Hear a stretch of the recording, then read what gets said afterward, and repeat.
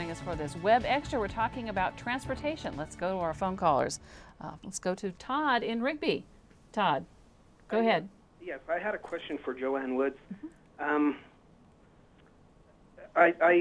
voted for her in the last election and everything, but today I had a friend that informed me that she put through a bill to raise our gas prices, and I just, pretty much couldn't believe it.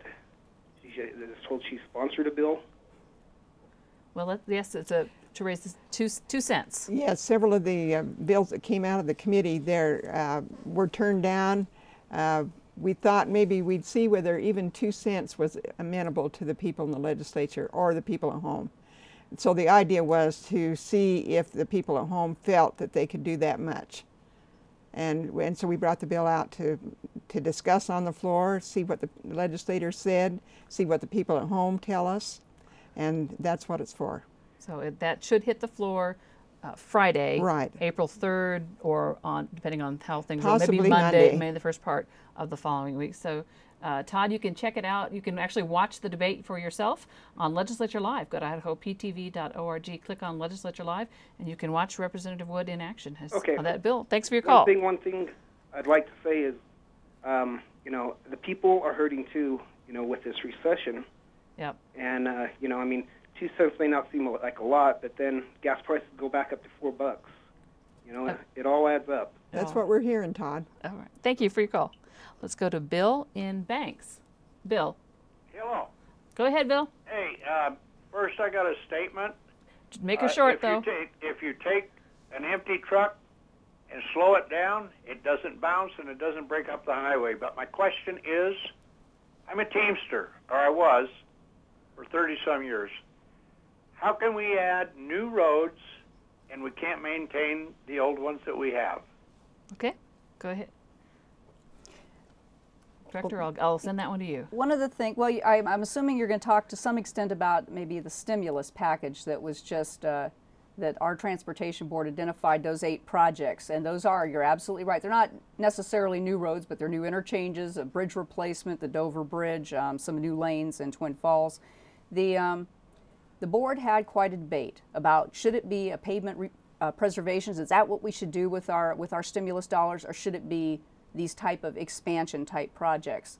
And given the guidance that we were getting on the primary criteria was to create jobs, and that's what we're being asked to track, we decided, and the staff recommended, and the board decided to go with the expansion projects. When you do a bunch of pavement projects, and there was quite a debate with the board, you get to hire asphalt guys, and it's a short duration project. With these kind of expansion projects, they last multiple seasons. You're hiring asphalt people, concrete people, steel, embankment people. You hire a mix of people, and you actually create more jobs. So that was the reason the board decided to do what they did. And you look at our statewide transportation improvement program, our STIP.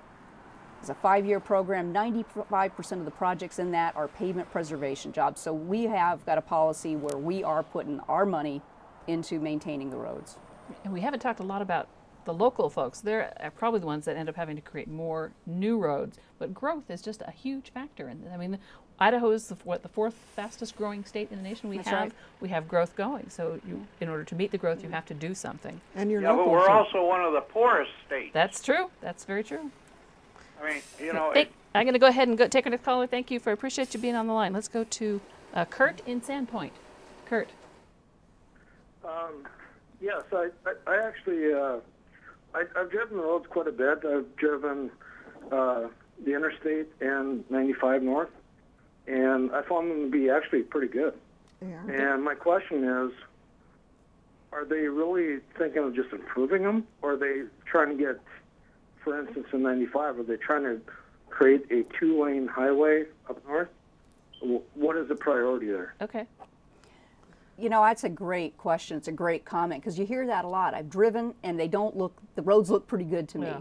And it kind of goes back to what I was showing with the cores and the crack. When you're driving down a road at night, 55 miles an hour, you don't necessarily see the cracks. You're not seeing the culverts under the road that are rusted out and deteriorated. You're not seeing the underside of the bridges that have the concrete spalling off. You're not seeing the guardrail posts that are rotting in the ground that need to be replaced. So you're not picking up on that kind of stuff when you're driving down the road at a high speed.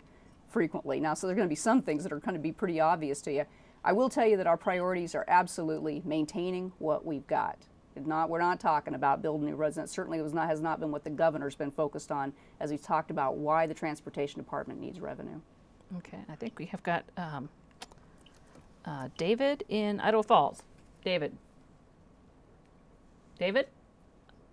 Oh, I apologize. We've lost David. So let me wrap up, giving each of you one last chance as we go on and go around, and I'll start with you, David. If transportation is going to be the crisis of the decade, which some experts have said, we've got all these other problems, but because all the highways were built about the same time, it's going to hit everywhere in the nation. Do you see a solution down the road? What's the next step we have to take, especially in tight economic times? You're absolutely right. Every state in the nation is facing a similar crisis. And the feds are also, there are two congressionally mandated studies that came out, and they're facing the same questions on a national basis. What do we do? I think short term, and Ms. Lowe is right in this regard, gasoline taxes are probably the best, fairest way that we've got now, currently, to address the issue, both state and federal. And it's going to have to be in concert with both. Longer term issue is we're going to probably have to look at alternatives like vehicle miles tax. There are tons of issues or questions to be solved in that regard, but that we're going to have to start addressing the issues right away. About 30 seconds. Quick. I'd just like to say I really appreciate the governor's leadership in this and his vision of needing to invest in our transportation infrastructure. He's absolutely right. We can spend $1 now and avoid spending $6 in the future. And we just had a trip report that came out and said that bad roads is costing Idaho, this is an independent organization, Idaho drivers $300 a year. And that's just in wearing out your tires, causing your vehicle to be misaligned, wasted fuel. And you can spend some money and get nothing, or you could spend some money and get some infrastructure fixed. Well, we all agree that that transportation is a very important part of our life, and we also agree that this is a very bad time.